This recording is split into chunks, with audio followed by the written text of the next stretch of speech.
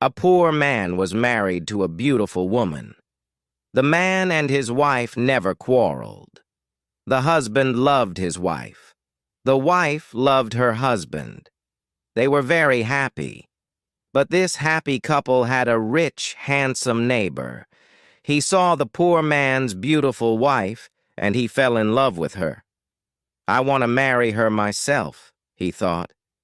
Every day, when the woman's husband was working in the fields, the rich man went to the poor man's house. "You're a beautiful woman," he said to the poor man's wife. "But your clothes are old. Why doesn't your husband buy new, pretty clothes for you? I'm sure he doesn't love you. If he loved you, he would buy wonderful clothes for you.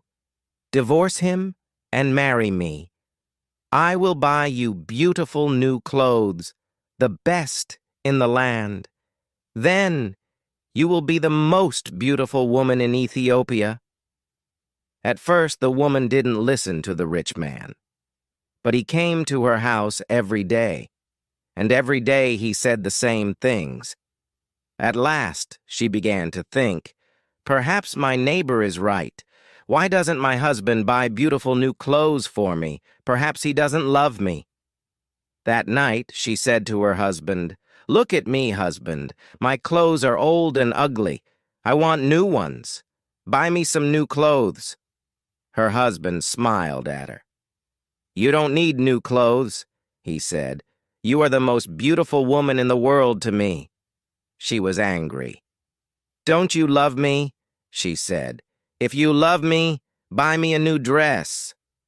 Her husband loved his wife, and he wanted to please her. "I have only a little money," he thought, "and I need a new plow. But I want my dear wife to be happy." So the next day he went to the market, and he bought a new dress for his wife. He took it home to her, and she put it on. "Thank you, my dear husband," she cried. "Now I know that you love me." When the rich man came to see her again, she was wearing her new dress. "You see," she said to him, "my husband loves me very much. He bought me this beautiful new dress." The rich man shook his head. "But a good husband doesn't only give his wife new clothes," he said. "He gives her gold. Where's your gold necklace? Where are your gold rings? Why doesn't your husband give you those?" He opened a box and showed her some beautiful gold jewelry. "Look at these," he said. "Divorce your husband and marry me, and I will give all these to you." The woman did not listen to him. "Go away," she said. "I love my husband, and he loves me, and we are happy together." But the rich man came again every day, and every day he showed her the box of jewelry. At last, she began to think, "Perhaps the rich man is right. Why doesn't my husband buy gold for me? Doesn't he love me?" That day, she didn't make a fire. She didn't cook a meal. Her husband came home late after a long day in the fields. He was tired and hungry. "There's no dinner for you tonight," his wife said. "You don't love me." "What?" her husband cried. "But my darling, I love you more than anything. You are the most wonderful person in the world." "Then why don't you buy me some gold jewelry?" she said. "When a man loves his wife, he gives her a gold necklace and rings for her fingers." Her husband looked worried. "I spent money on her new clothes," he thought.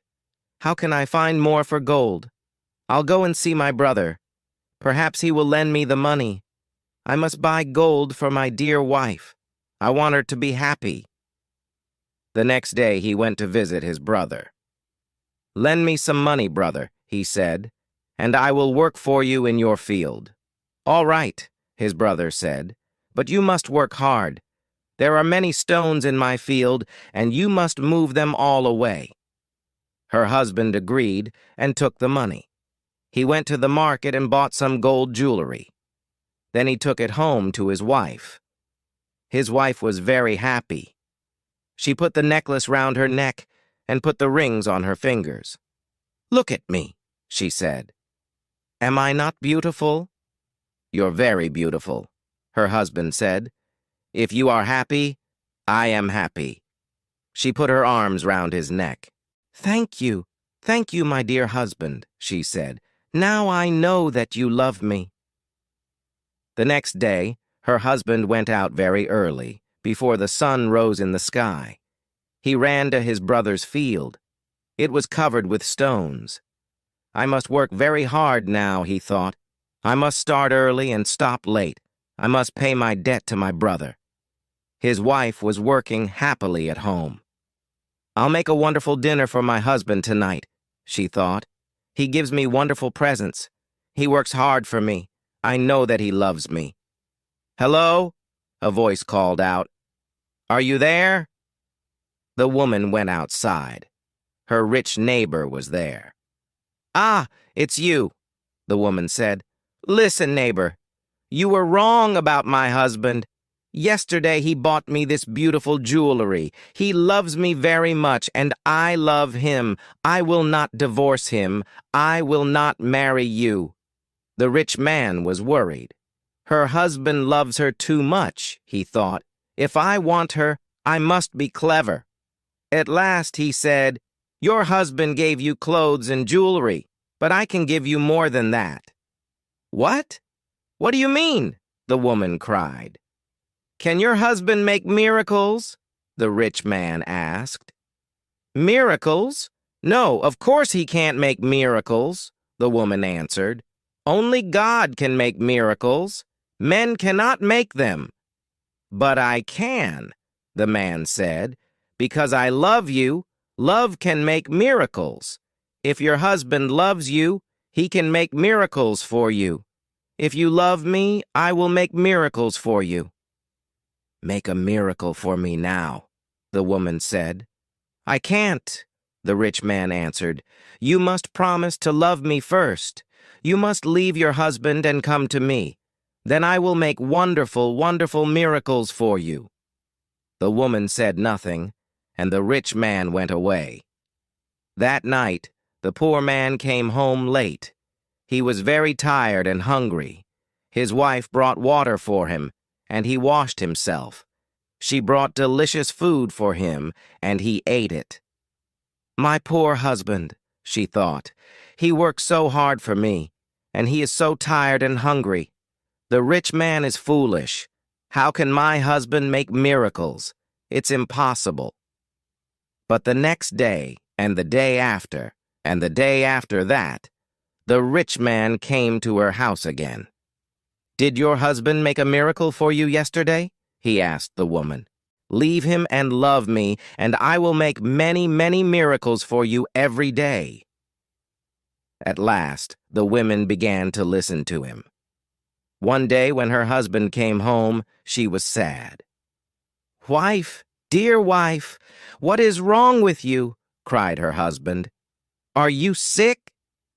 No, she said. I'm sad because you do not love me. What? Cried her husband. But you know that I love you. I bought you new clothes. I bought you gold jewelry. You're the most precious thing in the world to me. But you don't make miracles for me, his wife said. Her poor husband was very surprised. Miracles? Of course I can't make miracles, he said.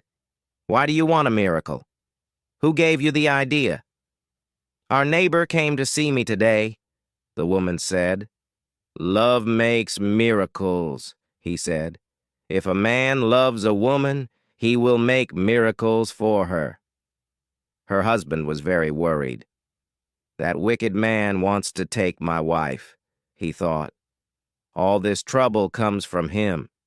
When he first came here, she wanted new clothes, then she wanted gold jewelry, and now she wants a miracle. What can I do? If I don't make a miracle, perhaps my wife will leave me and marry him. The next day, he went slowly to work in his brother's field. I must pray, he thought. Only God can help me now. He looked up to heaven. Oh, Lord God, he prayed, please help me to make a miracle. I love my wife, and I want to keep her. Don't let this rich man take her from me. He worked all morning. He was moving stones from his brother's field. In the middle of the day, he sat down under a tree to rest. A man was sitting there already. "Who are you?" the poor man asked. "I am a wizard," answered the man, "and I have a gift for you. Look, here are 2 sticks. They make miracles." "Miracles?" the poor man said. He was happy now. "What kind of miracles?" "If you touch a person with the first stick," the wizard said, "he will become a donkey." The poor man thought of the rich man, and he smiled. "A donkey," he said. "That's very good. And if I touch him with the second stick, what will happen?" "He will become a man again," said the wizard. The poor man took the sticks and jumped up. "Oh, thank you, my friend," he said. "I prayed to God, and he sent you to me. Now I can keep my wife and punish my enemy." He ran home. "Wife," he called out, "come here. I'm going to make a miracle." His wife came out of the house. "A miracle," she said. "What miracle?" "Look," said her husband. He touched her with the first stick. At once she became a donkey. She lifted her head and tried to speak, but she could not. "Hee-haw, hee-haw," was all she could say. Her husband touched her with the other stick. At once she became a woman again. "Husband, that's wonderful," she said. "It's a real miracle. How did you do it?" "I prayed to God," her husband said, "and he helped me. And now, wife, I am going to punish my enemy." "Your enemy?" said his wife. "Who is that?" "You know my enemy," her husband said. He was looking at her. He wasn't smiling now. "It's the rich man, our neighbor. He comes to our house when I am working in the fields. He gives you bad ideas. Ask your husband for new clothes, he says. Ask him for gold jewelry. Ask him for a miracle." Am I right? Did our rich neighbor give you all these ideas? His wife said nothing. "And did you listen to him?" her husband went on. His wife did not look at him. She was ashamed. "I'm sorry," she said. "It's true. He said all those things. He wanted me to divorce you and marry him, and I listened to him." "And do you want to divorce me and marry him?" her husband asked. She looked at him. Her eyes were full of tears. "No, dear husband, I want to stay with you forever, and I will never listen to him again." "Then take this stick," her husband said, and touch the rich man with it. He gave his wife the first stick, but he hid the second one in the roof. The next day he went to work. Soon the rich man arrived at the woman's house. "Well," he asked her, "and can your husband make miracles yet?" "Yes," she said, and she touched him with the first stick. At once, the rich man changed into a donkey. "Now," said the woman, "you can go to work and help my dear husband." She took the donkey out to the fields. Her husband was working there. He was moving stones from his brother's field.